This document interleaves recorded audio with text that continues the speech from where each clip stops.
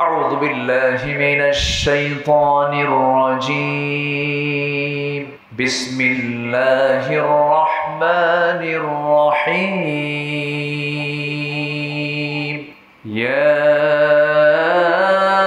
أيها الإنسان ما غرك بربك الكريم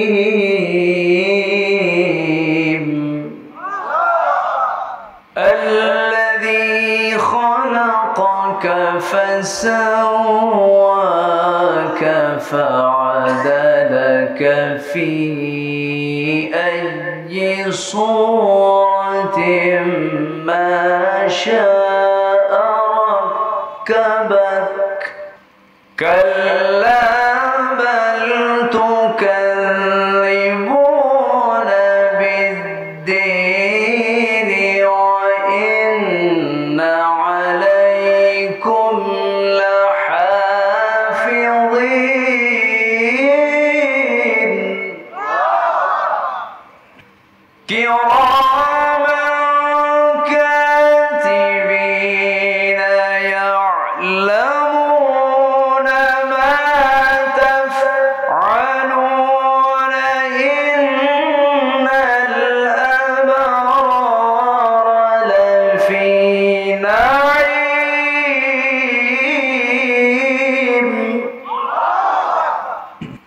وإن الفجار لفي جحيم يصلونها يوم الدين وما هم عنها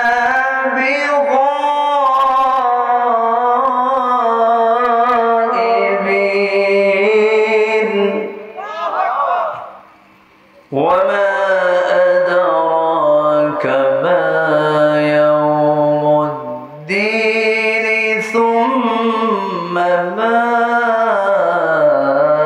أدراك ما يوم الدين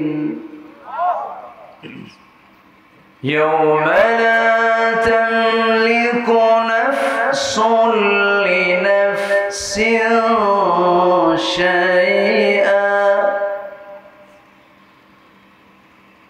والأمر يومئذ لله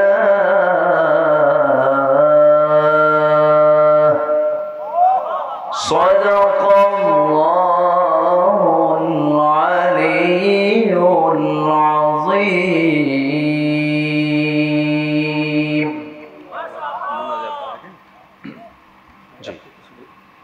একটু কথা বল একটু কথা বল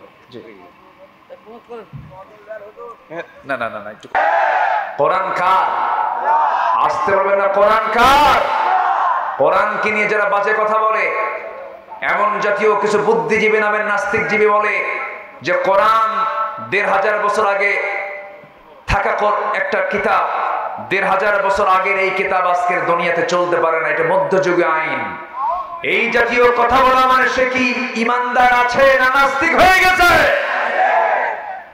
এমন বহু মুসলিম নামধারী কুলাঙ্গার আমার দেশে আছে না নাই আসতে বলবেন না আছে না নাই যারা নাস্তিক তারা কোনো দলের হতে পারে না তারা নাস্তিক তারা নির্দিষ্ট কোনো দলের লোক হতে পারে না তারা আমাদের কোনোদিন বন্ধু হতে পারে না সম্মানিত ভাইয়েরা সম্মানিত বন্ধুগণ সবচেয়ে বড় কাজ হলো আমাকে আগে আমার ঈমানকে হেফাজত করতে হবে আমার বন্ধু কে কে খুশি হবেন আমার রব কে খুশি হবেন আল্লাহ খুশি হবেন সম্মানিত ভাইয়েরা সম্মানিত বন্ধুগণ চারটা হুকুমের কথা আল্লাহ তাআলা এই কয়েকটা আয়াতের মধ্যে দিয়েছেন এর মধ্যে এক নাম্বার যে হুকুমটা আল্লাহ তাআলা বলছেন তোমরা আমাকে ভয় করো কাকে ভয় করো আল্লাহকে ভয় করো আল্লাহকে ভয় করার এক নাম্বার কাজ হবে আমরা 5 ওয়াক্ত নামাজ পড়ব সবাইকে রাজি আছেন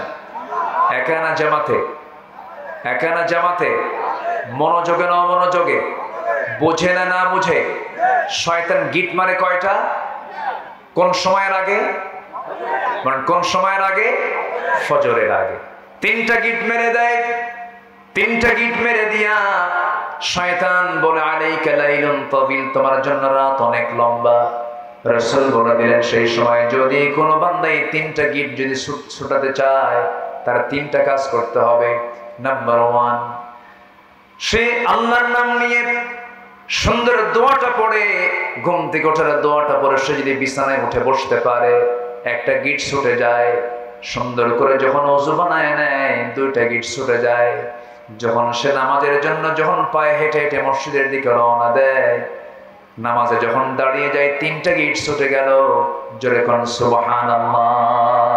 আর এই 3টা গিট যদি শয়তানের সকালবেলা যদি ছুটাতে পারে, সারাদিন ওই বান্দার কাছে শয়তান আর সহজে আসতে পারে না। সবাইকে নামাজ পড়তে রাজি আছি? 5 ওয়াক্ত নামাজ পড়বেন কারা কারা একটু হাত তুলে দেখান তো দেখি। সবাইকে রাজি আছেন? জোরে বলি ইয়া আল্লাহ। আরো জোরে ইয়া আল্লাহ। আমাদেরকে 5 ওয়াক্ত সালাত আদায় করার তৌফিক তুমি আল্লাহ দিয়ে দাও। জোরে বলি আমিন। আরো জোরে আমিন। আরো জোরে আমিন। আল্লাহ মুসল্লি দেখতে চান ইয়ারলি না ডেইলি? মান্থলি না ডেইলি? বলেন বলেন কি? ডেইলি। নামাজ হবে কয় ওয়াক্ত? 5 ওয়াক্ত। আমরা পড়বো। জোরে বলি ইনশাআল্লাহ। ভয় করব কাকে? আসতে বলে না, ভয় করব কাকে? ভয়টা কি জানেন? সাইয়েদনা ওমর ফারুকের নাম সবাই শুনছেন তো? ওমর ফারুকের নাম কয় নাম্বার খলিফা? বলেন কয় নাম্বার? ইসলামের খলিফা কয়জন? বলেন কয়জন?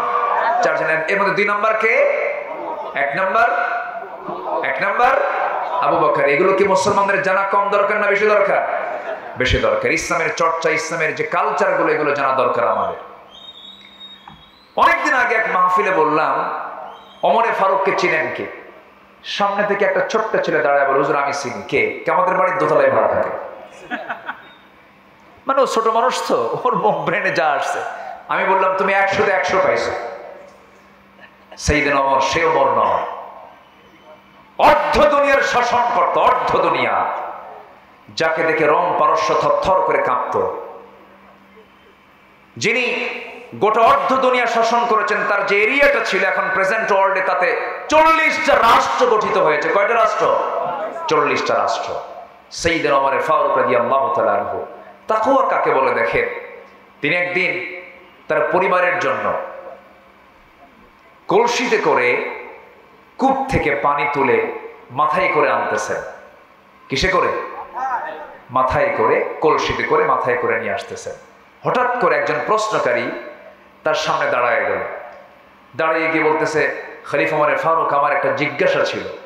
বলো। কে? মাথায় কলসি, আমি জিজ্ঞাসা করি কেমনে, দয়া করে মাটিতে নামান।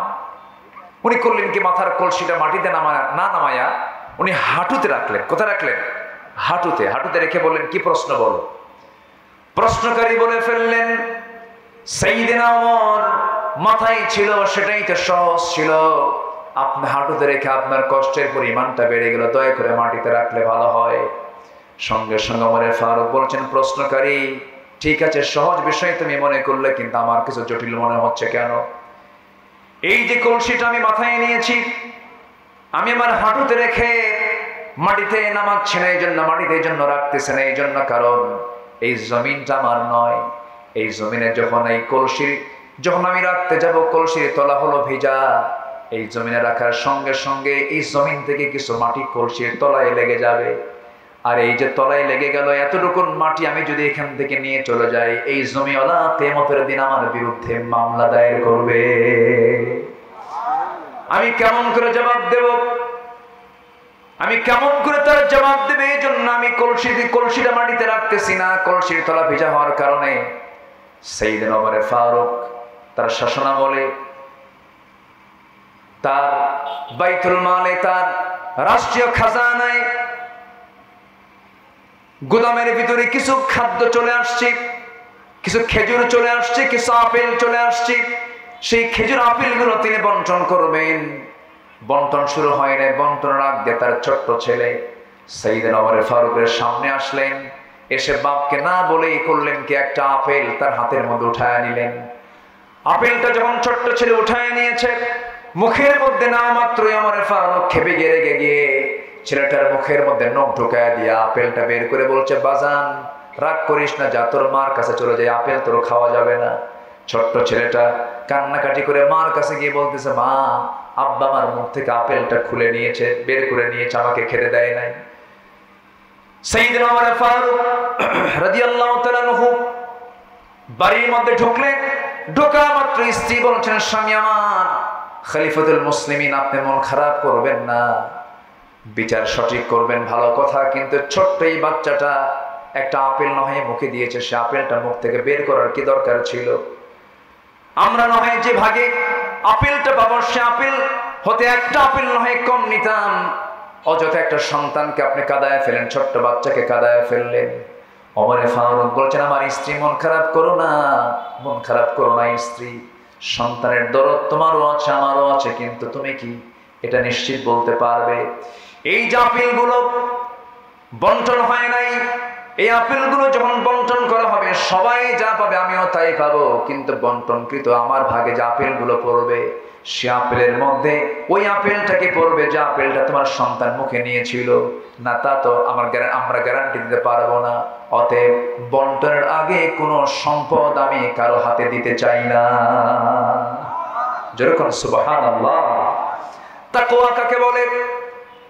সাইয়েদনা ওমর ফারুক রাদিয়াল্লাহু তাআলা আনহু রাষ্ট্রের কিছু মধু পেয়েছেন, এক বোতল মধু নিয়ে তিনি বাড়িতে আসলেন। আসার পরে বউকে বলছেন, বউ আমার শোনো, এই যে মধুটা দিলাম তোমার হাতে, আমার প্রতিবেশী মোট 5 জন আছে, 5 জন প্রতিবেশী সহ আমি সহ 6 জন, এই 6টা ভাগ তোমাকে সুন্দর করে করতে হবে।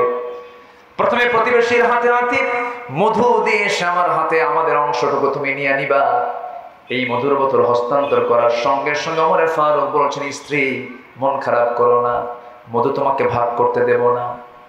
আস্তে করে মধুর বোতল নিয়ে নিলেন। বলেন তো, বইয়ের হাতে মধু ভাগ করার দায়িত্ব দেওয়ার পর সেই মধুর বোতল যদি হাতে আবার ফেরত না হয়, খুশি হওয়ার কথা না রাগ হওয়ার কথা? শুধু রাগ না, ভালোই রাগ। আস্তে কয়, হ্যাঁ কিছু লাগবে তো নাকি? স্বামী স্ত্রীর মধ্যে লাগে না? না, মনে হচ্ছে আপনারা সবাই ফেরেশতা হয়ে গেছে। স্বামী স্ত্রীর মধ্যে কি দ্বন্দ্ব হয়? আজ থেকে দ্বন্দ্ব হয়। যদি দ্বন্দ্ব নাই লাগে, মহব্বত জমবে কেমনে? কিছু দ্বন্দ্ব তো লাগতেই হয়। কেসার লাগলে মহব্বত কমে না বাড়ে? কিন্তু মাত্রাতিরিক্ত হওয়া যাবে না। আবার মাত্রাতিরিক্ত হলে আবার এমপি সাহেবদের লাগে, চেয়ারম্যান সাহেবদের লাগে। কিন্তু পরিবারের ঝগড়া বিবাদ মেটানো দরকার কি বাইরের লোক দিয়া না নিজেরাই? আসলে বাইরের লোক দেন নিজেরাই। আপনার স্ত্রী বিচার আপনার চেয়ারম্যান করবে কেন? আপনাদের ভুল সংশোধন করার জন্য অন্যকে রাখতে হবে কেন? এর মূল কারণ হলো নিজেদের মধ্যে সেই দ্বীনের জ্ঞানটুকু নাই, বুঝটুকু নাই। সম্মানিত ভাইয়েরা, গন্ডগোল করতে করতে এক পর্যায়ে তালাক পর্যন্ত দিয়ে দেয়। তালাক দিয়া রাগের মাথায় তালাক দিয়ে আমাদের কাছে এসে বলে, হুজুর কাম তো সারছে। কি করছো? হুজুর মালয়েশিয়া ছিলাম, মালয়েশিয়া থেকে ভিডিও করে তালাক মারছে 100টা। আছে কোথায়? মালয়েশিয়া। বউ আছে কোথায়? বাংলাদেশ। দেখেন তো কত হাজার মাইল দূরে ভিডিও করে ফোন দিতে দিতে রাগ উঠছে, তালাক দিয়ে বলে, হুজুর কাম সারছে, হুজুর আমার মেয়ে বাচ্চা আছে, ছেলে বাচ্চা আছে, হুজুর রাগের মাথায় তালাক দিছে। হুজুর একটা ফতুয়া জিজ্ঞাসা, কি রাগের মাথায় তালাক দিলে কি তালাক হয়? দেখছেন কি ফতুয়াটা জিজ্ঞাসা করবে। আচ্ছা, কেউ কি মহাব্বত করে তালাক দেয়? কেউ কি কার বউকে ডাক দিয়ে বলে, ময়না রাগ করো না, আমি না তোমার তালাক দিলাম, এরকম করে কি মহাব্বত করে তালাক দেয়? তালাকের সম্পর্ক কি মহাব্বতের সাথে না ঘৃণার সাথে? তালাকের সম্পর্ক মহাব্বতের সাথে না রাগের সাথে? রাগের সাথে। অসংখ্য পরিবার আছে তালাক দিয়া আবার সেই বউ কিনে সংসার করে, মানে জেনার সংসার বানায় ফেলেছে তারা। ঠিক কিনা? ভুল বলছি আমি ভুল বলছি? এই রাগারাগি আল্লাহ পছন্দ করেন না। কিছু খুনসুটি হয়, কিছু অভিমান হয়, কিছু রাগ হয়, কিন্তু বউকে পিটানো তো সুন্নতে মুআক্কাদা। সবাই মুসকে মুসকে হাসে। এখানে বউ পেটার স্বামী নাই তো নাকি? এত আছে, কাম সারছে। হ্যাঁ, এখানে বউ পেটার স্বামী আছে নাকি? নাই। মান সম্মান আছে না? মনে করবো নাই। যদি থাকেও যৎকিঞ্চিত থাকলে আজকের থেকে সংশোধন হয়ে যাবে। আমার নবীজি কোন স্ত্রীকে মেরেছেন এমন কোন হাদিস, একটা দুর্বল হাদিসে কেউ দেখাতে পারবে না, কেউ দেখাতে পারবে না। আমার নবীজি 4 স্ত্রীর সামনে একদিন বসা। কয় স্ত্রীর সামনে? 4 স্ত্রী। আচ্ছা, এক স্ত্রী পালা সহজ না 4 স্ত্রী পালা সহজ? হ্যাঁ, একটা। 4 স্ত্রী পালা কি কঠিন না? আসতে কয় কঠিন না সহজ? কঠিন। 4 স্ত্রীর সামনে রাসূল বসা। হঠাৎ করে একজন বলতেছে, হুজুর আপনি কাকে সবচেয়ে বেশি ভালোবাসেন? আমার রাসূল বললেন, কেন কেন আমাদের মধ্যে গন্ডগোল লাগছে? স্যার যদি বলে আমাকে, কিন্তু আপনার মুখ থেকে আমরা শুনতে চাই। বলেন তো, প্রশ্ন কি সহজ না জটিল? শুধু জটিল না অতি জটিল? অতি জটিল। আমার রাসূল বললেন, শোনো, তোমরা আমাকে যে প্রশ্ন করছো এটার জবাব আমি আগামীকালকে সকালবেলা দিয়ে দেবো। যাও। 4 জনকে ঘরে পাঠায় দিলেন। আমার নবীজি করলেন কি, সন্ধ্যা হয়ে গেল, হাতের মধ্যে 8টা খেজুর নিলেন, 2টা করে খেজুর বরাদ্দ করলেন। প্রথমে আম্মা জান আয়েশার ঘরে ঢুকে বললেন, আয়েশা আমি তোমাকে দারুণ ভালোবাসি, আমি তোমাকে মহব্বত করি, আমি তোমাকে 2টা খেজুর মহব্বত করে দিয়ে গেলাম, কিন্তু তোমাকে 2টা খেজুর যে দিয়ে গেলাম এই কথা যেন অন্য কোন স্ত্রী কানে না যায়, সাবধান। দ্বিতীয় স্ত্রী ঘরে গিয়ে এরকম কথাই বললেন, 2টা করে খেজুর দিলেন। 4 স্ত্রী ঘরে গেলেন, সমান করে হক আদায় করলেন, সুন্দর করে মিষ্টি কথা বললেন। এরপরে তিনি চলে আসলেন। পরের দিন সকালবেলা বুক ভরা আশা নিয়ে 4 জনই নবীর সামনে গিয়ে দাঁড়াইছে। এবার প্রশ্ন করছে, হুজুর আপনি আজকে জানাতে চেয়েছেন আপনি কাকে সবচেয়ে বেশি ভালোবাসেন? রাসূল বলেন, গত রাত্রিতে আমি যাকে লুকোচুরি করে 2টা খেজুর দিয়ে আসছি আমি তাকেই সবচেয়ে বেশি ভালোবাসি। যা, সুবহানাল্লাহ বলবেন না? Manage marriage life, manage life, marriage life, manage life. বিবাহিত জীবন হলো ম্যানেজ করার লাইফ। তাকে বোঝাতে হবে। বুদ্ধি বেশি কার, নারীর না পুরুষের? আসতে কয়। এটা কি আমার কথা? কার কথা? আসলে কার কথা? সাক্ষী যদি নিযুক্ত করা হয়, ইসলাম বলে পুরুষ যদি হয় 1 জন, নারী হবে কয়জন? কেন? আল্লাহ তো 2 জন নাও বলতে পারতেন, 1 জনও বলতে পারতেন। আল্লাহ জানেন যে সাক্ষী মেয়েদের কয়জন লাগবে, আল্লাহ ভালো। আসতে কয়। লস আছে না নাই? সে লস কি আমাদের আছে? সে ঘাটতি আমাদের আছে না? তোমাদের আছে ইলমের ঘাটতি। কেন? মহিলা সাহাবীরা বললেন, ইয়া রাসূলুল্লাহ কেন? রাসূল বললেন, পুরুষ সাক্ষী হলো 1 জন, নারী সাক্ষী কয়জন? 2 জন। মেডিকেল সায়েন্স বলছে পুরুষের ব্রেনের সেল হলো 49টা, মেয়েদের ব্রেনের সেল হলো 39টা। 10টা কম। দোষ কার? আল্লাহ। আল্লাহর কাছে দোষ, আল্লাহর দোষ। বুদ্ধি যদি সমান হয় কেউ কাউকে দাম দেবে না তো? মানবে না। বুদ্ধি যদি সমান হয় কেউ কাউকে মানবে না। শোনেন, আপনার বউ যত বড় শিক্ষিত হোক না কেন, যত বড় দায়িত্বশীল হোক না কেন, আপনার কাছে যখন, আপনার স্ত্রীর কাছে যখন কোনো বান্ধবী আসবে তখন সোজা গিয়ে আগে তার রান্নাঘর দেখাবে। রান্নাঘর দেখায় বলবে, বোন দেখো তো আমার রান্নাঘরটা কেমন হয়েছে। ঠিক আছে না? আল্লাহ তাআলা মেয়েদেরকে একটা প্রকৃতি দিয়েছেন, একটা নেচার দিয়েছেন। পরিচালক হবে নারী না পুরুষ? আসতে বলে, আরো জোরে, আরো জোরে। পুরুষ। আর রিজালু কাওয়ামুনা আলান নিসা, আছে না নাই? কোরআনের সরাসরি আয়াত, আর রিজালু কাওয়ামুনা আলান নিসা, নারীর পরিচালক পুরুষ হবে। হজে যদি কোনো মহিলা একা যেতে চায় হবে হজ, সাথে কে যাবে? পরিচালক। কে যাবে? পরিচালক। কে যাবে? স্বামী, ভাই, বাবা, চাচা, মামা, ছেলে, ভাতিজা, ভাগিনা, যে কোনো পুরুষকে তার মহরম একজন পুরুষকে সাথে নিতে হবে, নচেত তার হজের মতো ফরজ ইবাদত কবুল হবে না, হবে না, হবে না। ঠিক কি না? তাহলে পরিচালনার দায়িত্ব আল্লাহ তাআলা দিয়েছেন নারীকে না পুরুষকে? জোরে কোন, নারীকে না পুরুষকে? এখন চালায় কারা? আলহামদুলিল্লাহ। নাকি রাগ করতেছেন নাকি? আচ্ছা, নামাজে দাঁড়াবেন আপনি, ইমাম হবে কে? আজ থেকে স্বামী হবে না স্ত্রী হবে? স্বামী হবে। আমার বন্ধুগণ, কথার তো কোনো থা নাই, বহুদিকে কথা চলে যায়। সাইয়েদনা ওমর ফারুকের মতো মানুষ মনে আছে আপনাদের? ওমর ফারুকের মতো মানুষ বউয়ের সামনে থেকে যখন মধুর বোতলটা টান দিয়েছেন, বউটার মন খারাপ। স্বামী আমাকে মাইন্ড করলো, স্বামী আমাকে সন্দেহ করলো, আমি ওজনে কম দেব মনে হয়, মনক্ষুণ্ণতা নিয়ে কথা বলা বন্ধ করে দিয়েছেন। ওমর ফারুক রাদিয়াল্লাহু তাআলা আনহু মধুর বোতলটা নিয়ে প্রতিবেশীর ঘরের মধ্যে ঢুকলেন। ঢুকে বলছেন, প্রতিবেশী শোনো, এই যে মধুর বোতল তোমাকে দিয়ে গেলাম, সমান 6টা ভাগ করবা। সমান 6 ভাগে ভাগ করে প্রত্যেক প্রতিবেশীর ঘরে ঘরে একটা করে ভাগ দিয়া তোমার নিজের জন্য একটা ভাগ নিয়ে তুমি আমাকে সর্বশেষ একটা ভাগ আমারে দিয়ে দিবা, সমান করে ভাগ করবা। কিন্তু সাইয়েদনা ওমর ফারুক রাদিয়াল্লাহু তাআলা আনহু তার অংশের মধুটুকু নিয়ে সোজা বউয়ের সামনে গিয়ে সালাম দিয়ে বলছে, বউ আমার, আল্লাহর কসম করে বলি, আমি তোমাকে ভালোবাসি, মহব্বত করি, আমি তোমাকে সন্দেহ করি নাই, আমি তোমার প্রতি কোনো সন্দেহ রাখি না কখনো। কারণ আমি রাষ্ট্র চালাই, তুমি আমার পরিবার চালাও। আমি রাষ্ট্র চালাই, তুমি আমার বাচ্চা কাচ্চার জন্য রান্না বান্না প্রস্তুত করো। আমি রাষ্ট্র চালাই, তুমি আমার সন্তানদের সকল কিছুর তত্ত্বাবধান করো। তুমি আমার ফ্যামিলির ম্যানেজার, আমি তোমাকে সম্মান করি। তুমি আমার সন্তানদের মা, আমি তোমাকে সম্মান করি, রেসপেক্ট করি। কিন্তু তুমি আমার প্রতি যদি সন্দেহ করো, ভুল ধারণা হবে। কিন্তু না না, আমার স্ত্রী শোনো, এই মধুর বোতলটা আমি তোমাকে দিয়েছিলাম ভাগ করার জন্য।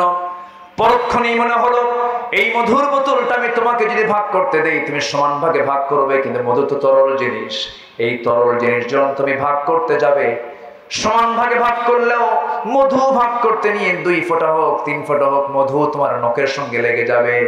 এই 2-3 ফোঁটা মধু তোমার আমাদের অংশে বেশি আসুক, আমাদের হাতে লেগে থাকুক, এটা আমি মনে নাই চাই নাই মনে করে মধু ভাগের দায়িত্ব নিজেরা না নিয়ে অন্যকে দিয়ে দিয়েছি।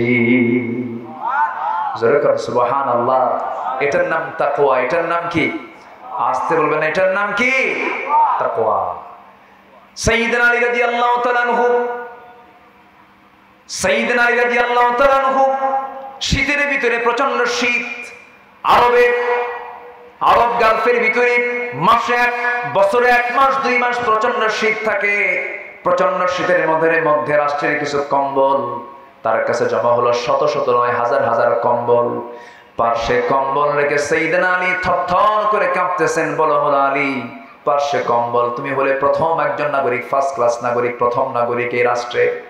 এতগুলো কম্বল থাকার পরও তুমি থরথর করে কাঁপতেছো, একটা কম্বল তুমি তোমার ভাগে পাবেই, তুমি কম্বলটা নিয়ে গায়ে দাও। তিনি বলছেন, বন্টন হয়েছে নাকি? না, বন্টন হয় নাই। বন্টন হওয়ার আগ পর্যন্ত কম্বল আমার গায়ে দেওয়া জায়েজ নাই। সুবহানাল্লাহ। এটার নাম হলো আল্লাহর ভয়। কার ভয় বলেন? আসতে বলবেন না, কার ভয়?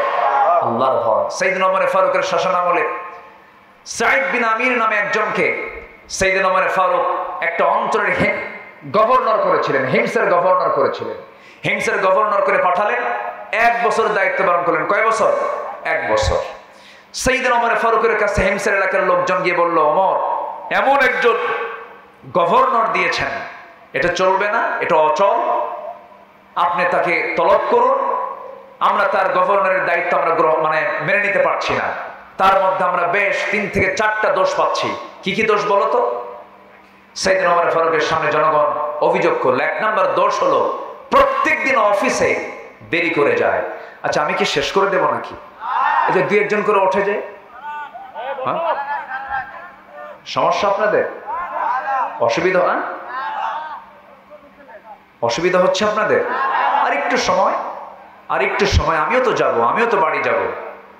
শেষটা আমরা দোয়া করে যাব। জোরে বলি ইনশাআল্লাহ, আর জোরে বলি ইনশাআল্লাহ। একটু বসে, কত সময় তো আমরা এদিক সেদিক নষ্ট করে ফেলি। চার দোকানে বসলে গোটা রাত পাড়ি হয়ে যায়। রাত 3টার দিকে ব্রাজিল আর্জেন্টিনার খেলা হলে 3টার দিকে, 2:30টার দিকে ওটা উজু করে তাহাজ্জুদ পড়ে কয় আল্লাহ আমার দল যেন জিতে, এরপরে খেলায় বসে। কত সময় আমরা নষ্ট করি। একটু বসেন না, একটু বসে। হিমসের গভর্নর সাইদ বিন আমিরের বিরুদ্ধে জনগণকে রিপোর্ট করছে খলিফার কাছে। 3টা দোষ তার মধ্যে আমরা পেয়েছি। নাম্বার 1 হলো অফিসে যেতে দেরি করেন। নাম্বার 2 হলো সপ্তাহে একদিন তিনি অফিসে যান না। নাম্বার 3 হলো মাঝে মাঝে অফিসের ভিতরে মৃগী রোগীর মতো অজ্ঞান হয়ে পড়ে থাকে। এই 3টা অভিযোগ যখন দেওয়া হলো, ওমর ফারুকের কানে যখন সংবাদটা চলে গেল, দ্রুত সংবাদ পাঠালেন, সাইদ বিন আমির, জনগণ তোমার বিরুদ্ধে কিছু অভিযোগ আমার দরবারে দিয়ে গেছে, আমার দফতরে দিয়ে গেছে, তুমি আমাকে এই প্রশ্নের জবাবগুলো দেবে, আসো তাড়াতাড়ি। সাইদ বিন আমির যখন রওনা দিলেন, খলিফা ওমর ফারুকের সামনে গিয়ে দাঁড়ালেন। যারা সত্যবাদী, স্পষ্টবাদী, যারা হকের পক্ষে থাকে, তাদের কি কোনো ভয় আছে নাকি? তাদের ভয় শুধু একমাত্র কার ভয়? আল্লাহর ভয়। সামনে গিয়ে দাঁড়ালেন। দাঁড়ানোর সঙ্গে সঙ্গে ওমর ফারুক বলছেন, তোমার বিরুদ্ধে জনগণ কিছু অভিযোগ দিয়েছে। কি কি অভিযোগ বলুন, আমাকে শোনায় দেন। নাম্বার 1, তুমি অফিসে দেরি করে যাও। প্রত্যেক দিন তোমার অফিসে যেতে দেরি হয়। সপ্তাহে তুমি একদিন অফিসে যাও না। মাঝে মাঝে তুমি মৃগী রোগীর মতো অজ্ঞান হয়ে তুমি অফিসে পড়ে থাকো। এগুলোর কারণটা কি? তুমি এগুলোর জবাব না দিলে তোমার জন্য বড় শাস্তির ব্যবস্থা আছে। সাইদ বিন আমির বলছেন, খলিফাতুল মুসলিমিন, আল্লাহর কসম করে বলি, যে অভিযোগগুলো আমাকে দেওয়া হয়েছে, 3টা অভিযোগের জবাব আমি একটা একটা করে আমি আপনাকে দিতে পারবো। কি অভিযোগের জবাব তুমি বলো? নাম্বার 1, প্রত্যেক দিন আমি অফিসে যেতে দেরি করি।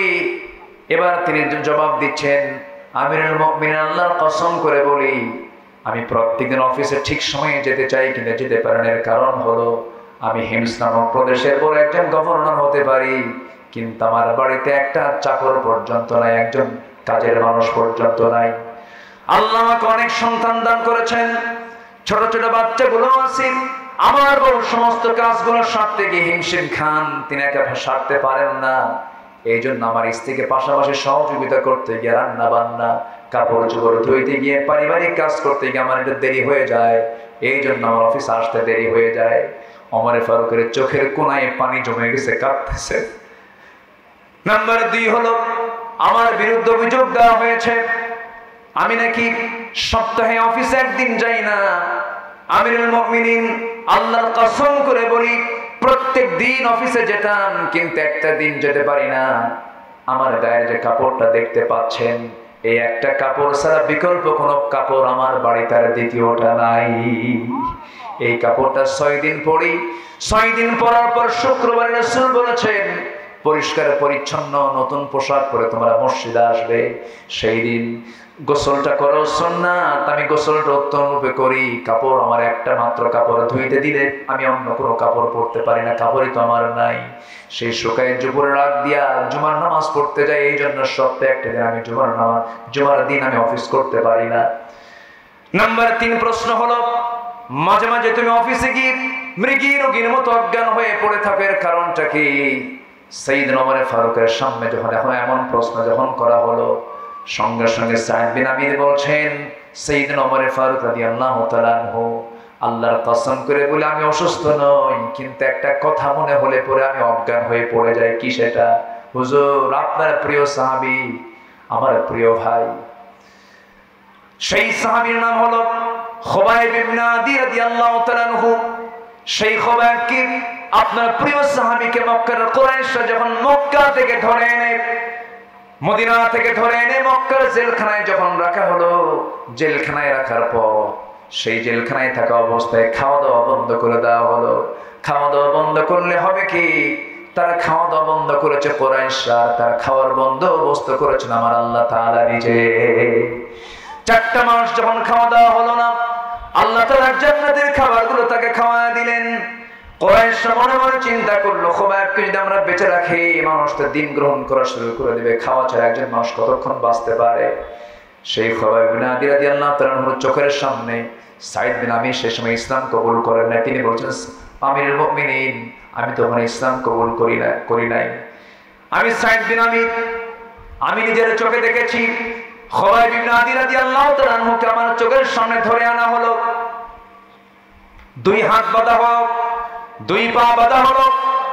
চোখের সামনে যখন হাত পা বাঁধা হবে, সেই সময় আমার ওই প্রিয় ভাই খোবাইব বলল, ও কুরাইশরা, তোমার আমার শেষ ওসিয়ত যদি পূরণ করতে চাও, আমার শেষ একটা ইচ্ছা আছে, সেটা হলো দুনিয়ার কারোর সঙ্গে দেখা করা নয়। আমি একটু ওযু বানাবো, 2 রাকাত নামাজ পড়বো। দুনিয়ার কারোর সঙ্গে সাক্ষাৎ আমি করতে চাই না। 2 রাকাত নামাজ আদায়ের মধ্য দিয়ে আমি আল্লাহর সঙ্গে সর্বশেষ কথা আমি নামাজের মধ্যে বলতে চাই। এই কথা বলে খোবাইব বিন আদি নামাজ শেষ করলেন। নামাজ শেষ করার সঙ্গে সঙ্গে কাউকে আর বলতে হলো না, স্বেচ্ছায় দৌড়ে দৌড়ে ফাঁসির মঞ্চের দিকে দৌড়ে দৌড়ে যাচ্ছেন খোবাইব বিন আদি রাদিয়াল্লাহু তাআলা আনহু। সবাই বলতেছে, খোবাইব রে, মানুষ কি মরার জন্য কেউ দৌড়ায় নাকি? খোবাইব বলছেন, তোমরা আমাকে মৃত্যুর দিকে নিয়ে যাচ্ছ, আর আমার আল্লাহ আমাকে জান্নাতের হুরগুলো একটা একটা করে দেখায় দিতেছেন। জোরে কোন সুবহানাল্লাহ। সাইয়েদনা খোবাইব রাদিয়াল্লাহু তাআলা আনহু নামাজ শেষ করে একটা দোয়া করলেন, আল্লাহ তাআলা, আমি খোবাইব মনে হয় বাঁচবো না, নাকের মধ্যে জান্নাতের সুঘ্রাণ পেতেছি, আমি মনে হয় দুনিয়া থেকে বিদায় হয়ে যাব। আজকে 4টা মাস রাসূলকে দেখতে পাই না। তোমার কাছে ক্ষমা চাই, তোমার কাছে প্রার্থনা করে আমি যদি দুনিয়া থেকে বিদায় নিয়ে নেই, আমার বিদায়ী সালামটা তুমি আল্লাহ নবীর দরবারে পৌঁছায় দিও। এই কথা বলে ফাঁসির মঞ্চের দিকে তিনি রওনা দিয়ে দিলেন।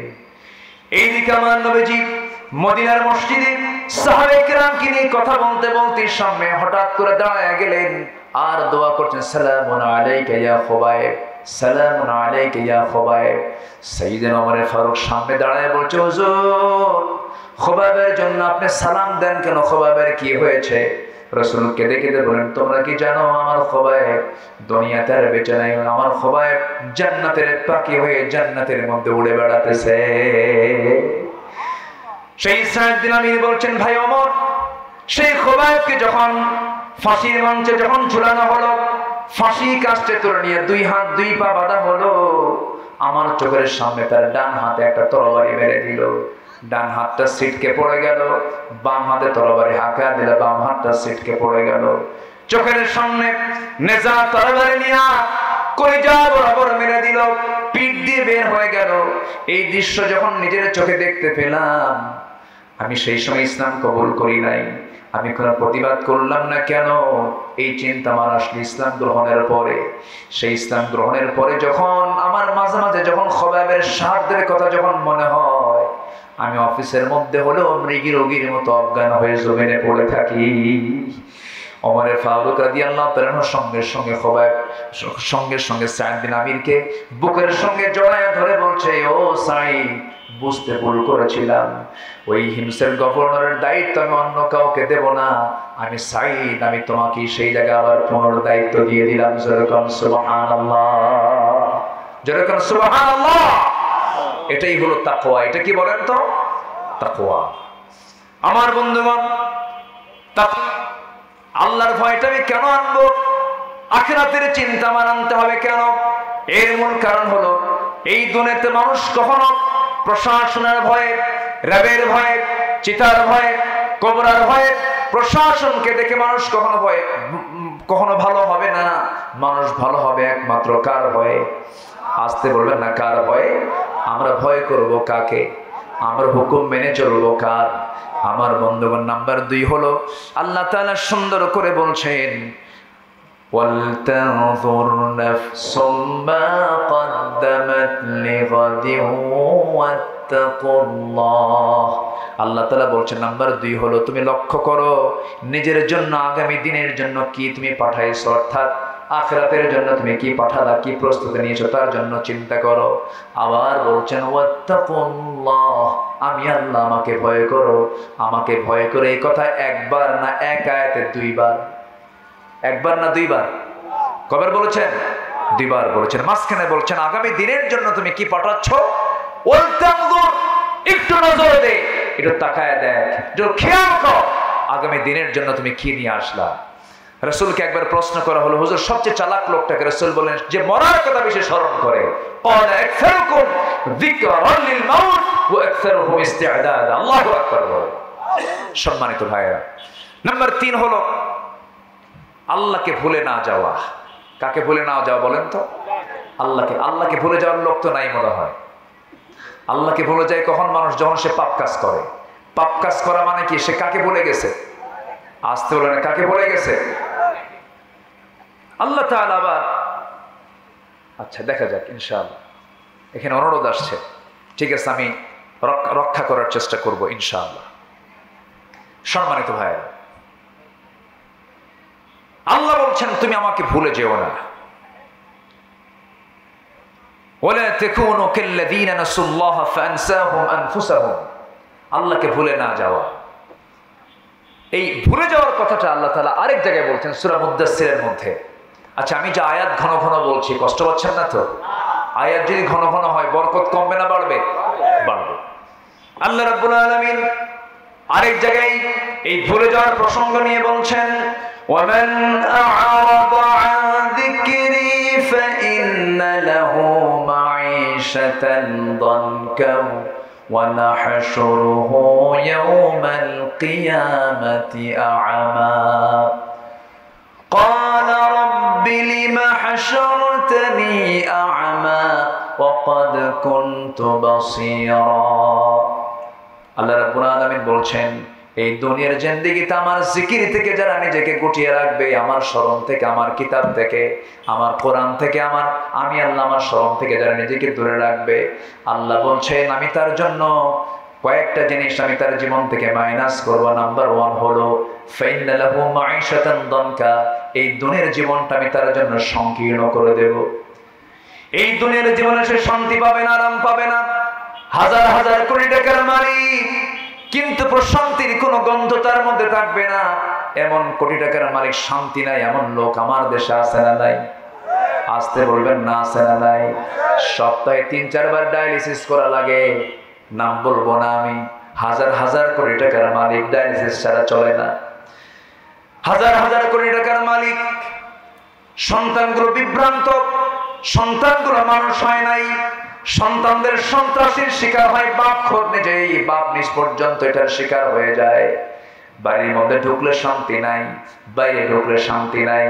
হাজার হাজার কোটি টাকার মালিক, কিন্তু শান্তি না। আল্লাহ বলছেন যারা আমার জিকির থেকে নিজেকে গুটিয়ে রাখবে, দুনিয়ার জীবন আমি তার জন্য সংকীর্ণ করে দেব, কোথাও সে শান্তি পাবে না। কি কথা কি বোঝা যায়? দেখবেন অনেক গরিবের ঘরে শান্তি আছে, আছে না? আসতে বলে শান্তি আছে না নাই বলেন তো? আছে। গ্রামের লোক বেশি খায় না শহরের লোক বেশি খায়? বলেন বলেন। গ্রামের লোক বেশি খায় না শহরের লোক বেশি খায়? কিন্তু সম্পদ বেশি কাদের? শহরের মানুষের সম্পদের পরিমাণটা বেশি। তারা কোটি কোটি টাকার মালিক, কিন্তু ভাত খেতে পারে না, খাবারের রুচি নাই। ডাক্তার লিমিটেশন করে দিয়েছে। হ্যাঁ, খাওয়া। এই তো ফাইন একটা কথা বলেছেন। আল্লাহ কয় তুই টাকা, তুই অঘাত টাকার মালিক হ, কিন্তু তোকে আমি মেপে মেপে খাওয়াবো। 1 গ্রাম, 1.5 গ্রাম, 2 গ্রাম। কথা বোঝেন নাই? খেতে বসে হাজার কোটি টাকার মালিক, সামনে 1 কেজি আঙ্গুর নিয়ে বসে, 2 কেজি আপেল নিয়ে বসে, 1 কেজি মিষ্টির প্যাকেট নিয়ে বসে। যখন খাইতে বসে তখন পিএস সাহেব এসে বলে, স্যার আপনি তো বসছেন এতগুলো আঙ্গুর নিয়ে, আঙ্গুর খেতে পাবেন মোটে একটা। মোটে কয়টা? একটা আঙ্গুর আপনি খেতে পারবেন। একটা আঙ্গুর খায় আর এতিমের মতো আঙ্গুরগুলোর দিকে ছায়া থাকে। আরে কপাল রে, খেতে পারলাম না। কি কথা কি বুঝতেছেন আপনি? কিন্তু শহরের মানুষ যখন এরকম করে খায়, গ্রামের মানুষ কি এরকম করে খায়? গ্রামের মানুষ খায় হিসাব কইয়া না লুঙ্গির গিটটা খুইলা? লুঙ্গির গিটা খুলে খায়। সারাঙ্গুল কপাল বাদে সব পেট। ফজর নামাজ পড়ে বের হয়েছে লাঙ্গল নিয়া, 9টা পর্যন্ত কাজ করে বাড়িতে এসে বউকে বলে, গিন্নি তাড়াতাড়ি গামলা নিয়ে আয়, ডিশ নিয়ে আয়। ঠিক আছে না? এলাকে কি কয়? গাবলা নিয়ে আয়, গাবলা নিয়ে আয়। সামনে 1 ডিশ, 1 গাবলা। পান্তা নিয়ে বসলো। 2-3টা পেঁয়াজ নিল আর শুকনা মরিচ নিল। শুকনা মরিচ আর কাঁচা মরিচে একটা কামড়, আর কাঁচা পেঁয়াজে এক কামড়, এতগুলো এক পোয়া খানেক মুখের মধ্যে দিল ভাত তুইলা। 4 মিনিটে গোগ্রাসে গাবলা শেষ। যখন বলা হয় আর কি লাগবে, আরেক গাবলা বলে ভালো হয়। আলহামদুলিল্লাহ বলবেন না? যেরকম আলহামদুলিল্লাহ। শান্তি দেওয়ার মালিককে, রিজিক দেওয়ার মালিককে। টাকা থাকলেই কি শান্তি আসে? পয়সা থাকলেই শান্তি আসে? আল্লাহ বলছেন তুই আমার জিকির করবি, দুনিয়ার জীবন আমি তোকে প্রশান্তি দেব। তুই আমার জিকির করবি না, আমার কোরআন থেকে তুই দূরে থাকবি, আমার আইন কানুন থেকে দূরে থাকবি, ফাইন্না লাহু মাঈশাতান দনকা, তোর সন্তান তোরে থাপড়াবে। ঠিক কি না? তোর সন্তান ইয়াবা খাবে, তোমার মেয়ে চরিত্রহীন হবে, তোমার বউ তোমার অশান্তির কারণ হয়ে দাঁড়াবে। তোমার বউকে পর্দার মধ্যে রাখো, তোমার সন্তানকে দিন শিখাও, তোমার মেয়েকে পর্দা শিখাও, তোমার ছোট্ট পরিবারটা হয়ে যাবে জান্নাতের টুকরা। জিকির মানে হলো কার হুকুম মেনে নেওয়া? আসতে বলবেন না, কার হুকুম মেনে নেওয়া? আল্লাহর হুকুম মেনে নেওয়া। আল্লাহ কবুল করুন, জোরে বলি আমিন। আরো জোরে আল্লাহুম্মা আমিন। কষ্ট দিচ্ছি আপনাদেরকে, কষ্ট পাচ্ছেন না তো? ফ্যানটা একটু ঘুরে দেন, আমি ঘেমে যাচ্ছি, সমস্যা নেই, ফ্যানটা একটু ঘুরে দেন। ফ্যানের বাতাসে মুখে বাতাস ঢুকে গলাটা ভেঙে যায়, কষ্ট হয়। হ্যাঁ, মানে আমার মহব্বতে ফ্যানটা ঘুরাই দিছে, কিন্তু আমার তো একটা মহব্বত হবে, আমার বিপদ হবে। একটু ঘুরাই দিলাম। এমপি সাহেব আপনার কষ্ট হচ্ছে না তো? জি আলহামদুলিল্লাহ। সম্মানিত ভাইয়েরা, তাহলে 1 নম্বর হলো আমরা ভয় করব কাকে? না আখিরাতের। আচ্ছা, চিন্তা করবো আমরা স্থায়ী চিন্তা না অস্থায়ী চিন্তা? দুনিয়াটা অস্থায়ী না স্থায়ী? তাহলে আমাদের চিন্তা করা দরকার স্থায়ী জীবনের না অস্থায়ী জীবনের? প্যাসেঞ্জার জীবনের কোনো টেনশন আছে নাকি? আমাদের টেনশন করতে হবে পার্মানেন্ট লাইফ, জান্নাত নিয়ে আমাকে ভাবতে হবে। আল্লাহ কবুল করুন, জোরে বলি আমিন। এই পরামর্শ কে দিচ্ছেন? আল্লাহ দিচ্ছেন। আমার বন্ধুগণ, আল্লাহ রাব্বুল আলামিন বলেন যারা আমাকে ভুলে যাবে আমি তাদেরকে ভুলে যাব, এবং আখিরাতের জিন্দেগি তারা ক্ষতিগ্রস্ত হয়ে যাবে, এবং তাদেরকে আমি আখিরাতে হাশরের ময়দান আমি তাদেরকে, আজকে যে সূরা থেকে কথা বলছে সেই সূরার নামটাও সূরাতুল হাশর। আল্লাহ তাআলা বলছেন আমার জিকির থেকে যারা নিজেকে গুটিয়ে রাখবে আমি তাদেরকে দুনিয়ার জীবনকে সংকীর্ণ করে দেব। নাম্বার 2 হলো ওয়া নাহশুরুহু ইয়াওমাল কিয়ামাতি আ'মা, আমি তাদেরকে কিয়ামতের দিন তাকে আমি অন্ধ করে তুলবো। কি করে তুলবো? অন্ধ করে তুলবো, কানা হয়ে উঠবে সে। সেদিন আল্লাহকে প্রশ্ন করবে ক্বালা রাব্বি লিমা হাশারতানি আ'মা ওয়া ক্বাদ কুনতু বাসীরা, ও আল্লাহ তুমি আজকে আমাকে অন্ধ করে কেন তুলেছ? আমি তো চক্ষুওয়ালা ছিলাম।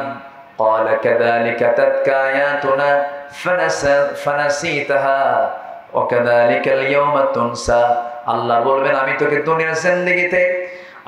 দুনিয়ার জিন্দেগিতে চোখ দিয়েছিলাম, সবকিছু দিয়েছিলাম, কিন্তু তুই আমাকে ভুলে গিয়েছিস, আমাকে তুই স্মরণ করিস না। এই জন্য আজকের দিনে তুই আমাকে ভুলে যাবার কারণে দুনিয়াতে আজকের দিনে আমি তোকে ভুলে গেলাম। নাউযুবিল্লাহ।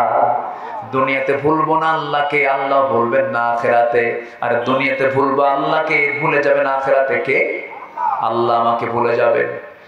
আমার বন্ধুগণ, আল্লাহ কত সুন্দর করে বান্দাকে বুঝায় দিচ্ছেন। এরপরে বান্দাকে বলছেন বান্দা তুমি যদি এমনটা করো তাহলে তুমি ফাসিক হয়ে যাবে।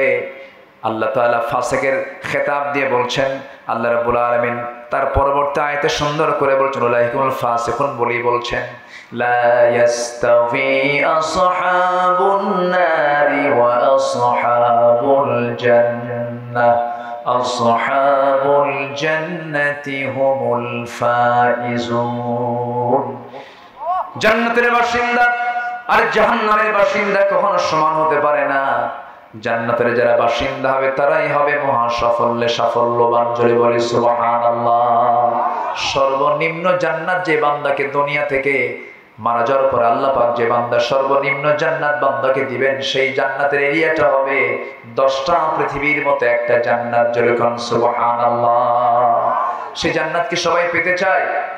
সেই জান্নাত কি সবাই পেতে চায়? তাহলে নিজের বউকে কি বেপরদায় রাখবো? বেহায়া করে রাখবো?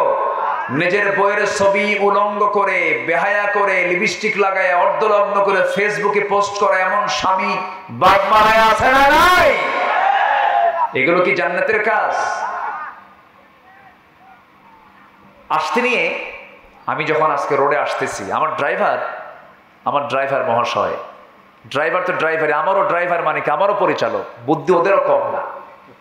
আমারও ওয়াজ করলো একটা, বললাম তুমি এই ওয়াজটা পাইলা কই?